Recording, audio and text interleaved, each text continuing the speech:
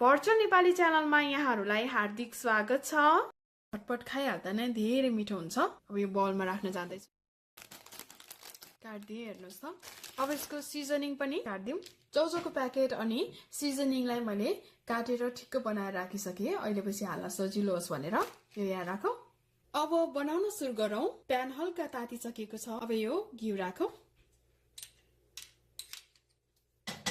घिउ धेरै ततायो भने घिउमा भएको आवश्यक तत्त्वहरू उडेर जान्छ। त्यही भएर घिउ तात्दै गर्दा यो मसिनो चप गरेको लसुन पनि राख्दियौ। अब बिस्तारै चलाइदिउँ।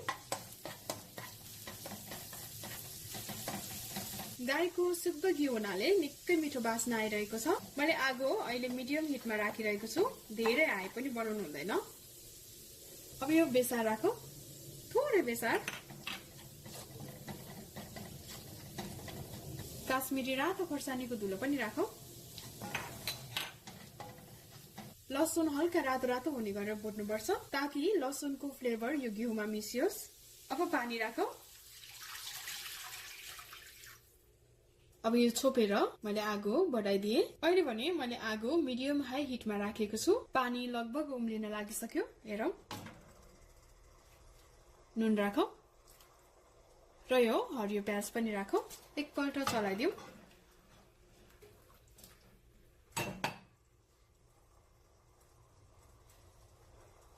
अहिले भने पानी उम्लिसकेको छ। अब यो चौचौ राखिदिन्छु।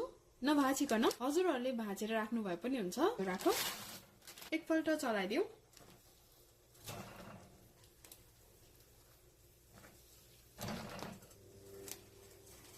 अब यसलाई फुटाइदिए मैले। हेर्नुस् त।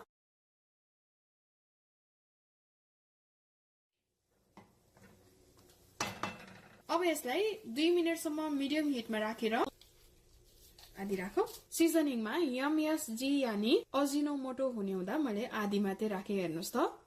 र अब यो धनिया पनि राखौं। चलाइदिउँ।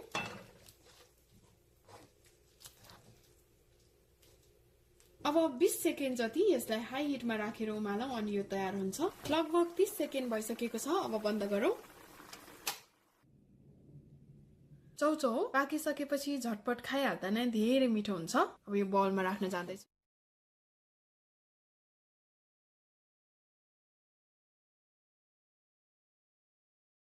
निकै मिठो बास्ना आइरहेको छ। हेर्नुस् त निकै राम्रो देखिएको छ। अब यो धनियालाई म यहाँ माथिबाट राख्न जाँदैछु जसले गर्दा अझ राम्रो देखियो। हेर्नुस् त।